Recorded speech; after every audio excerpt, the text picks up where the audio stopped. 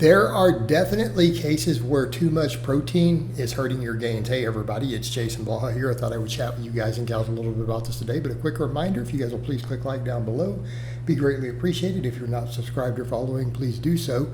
And if you guys will let me know in a comment down below how much protein you consume roughly and what your body weight is and your own experiences, I'd love to hear it. So just drop down below how much you take in.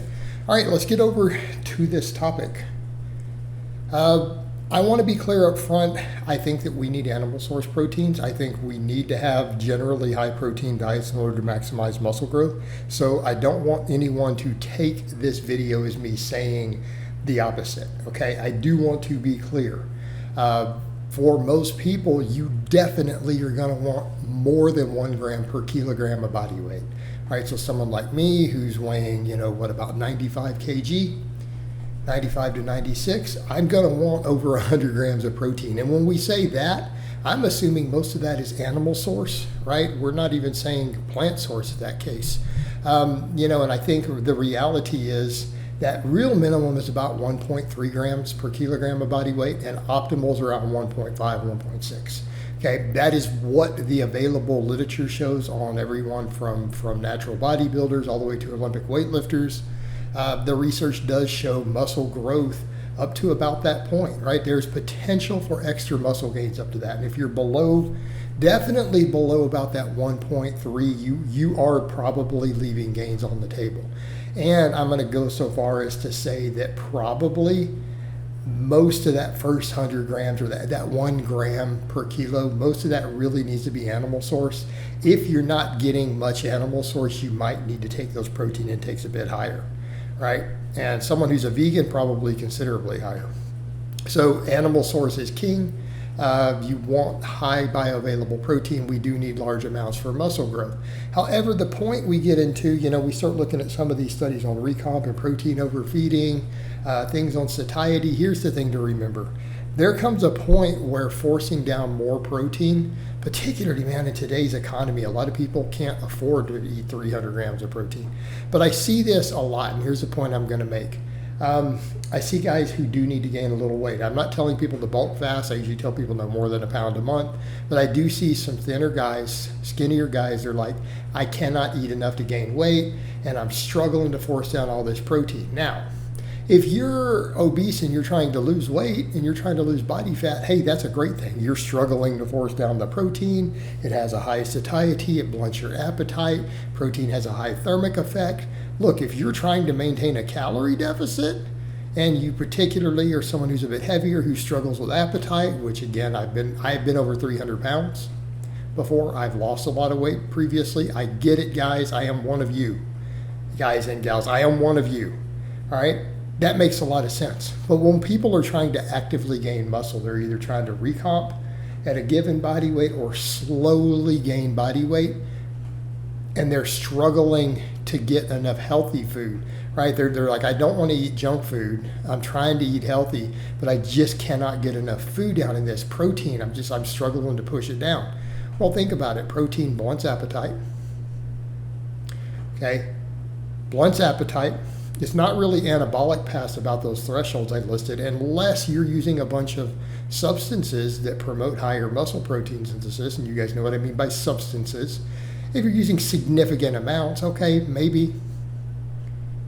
Okay, sure, you're going to have better protein utilization. But otherwise, it's increasing thermic effect. You're burning more calories. It's blunting appetite, making you less hungry. You're getting nauseous eating. 200, what I mean, 160-pound guy who's struggling to gain weight. They're trying to eat 200, 250 grams of protein. Like, well, I tried to get that gram per pound or then more, and I'm struggling to get it down. It's like, okay, here's the thing. We know from protein overfeeding, it tends to increase your maintenance calories based on the studies we've seen. So you're having to eat even more food.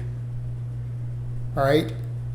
At that point, after about that 1.5 grams per kilo of body weight, now keep in mind, the person right there I just listed is about 70, 75 kg. All right, see where I'm about to go with this?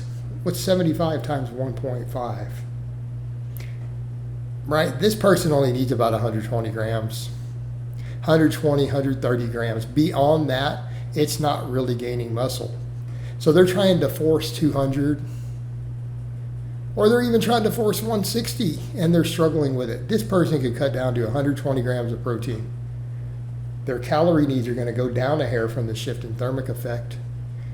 And they're going to be able to fill that with carbs or healthy fats. You know, the thing is, in this case, and I always tell people, carbohydrates are very anabolic. Okay, yes, protein is the most anabolic. Let's be clear, protein is the most anabolic up to that threshold. Beyond that, it starts to not be that useful anymore for building muscle.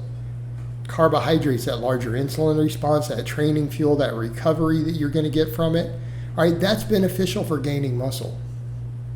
Okay, so the person could literally be looking at those numbers and go, man, I could take about 80 to 100. I could replace 300 calories of this protein, 300 to 400 calories of protein I'm eating with carbohydrate. Okay, I'm going to get better anabolic hormones, better anabolic signaling, possibly better glycogen stores for training, and they're not going to be as struggling with the appetite. Or even more so, they're really struggling to eat enough healthy because they don't want to eat junk, and I agree with that. You should be able to make lean gains on healthy food, clean food. All right, how about some healthy fats? How about some omega-3s, omega-6s? All right, this is where even a healthy monounsaturated, this is where you could take 80 grams of that protein and replace it with an avocado. All right, that 300 calories, you replace it with an avocado. You could replace it with some natural peanut butter. Get some quality healthy fats. Why? Because they reduce inflammation, they improve insulin sensitivity. So we come back over to, again, the insulin response from the carbohydrates, anabolic. How about any healthy fats that improve insulin sensitivity? Well, that's also anabolic for the same pathways where we have better insulin sensitivity, we utilize it better, we get a better anabolic response from the carbs we do eat and even the protein we do eat. Okay, this is beneficial. They could be replacing these difficult to eat calories with either carbohydrate for just an immediate better response, better training fuel, better insulin response, or even easier to eat healthy fats. All right, we would get better recovery from that, better insulin sensitivity. So either one of these are viable options in place of some of that protein. So in the case of this may be hurting their gains because not only are they struggling to hit their target calories, they're not getting the most anabolic calories anymore either. They could be getting easier to consume foods that are going to produce a slightly better overall hormonal response in terms of insulin production, insulin sensitivity, lower inflammation versus that extra protein they're trying to force down. All right, so there are cases where too much protein can actually become a problem. All right, and this is a perfect example.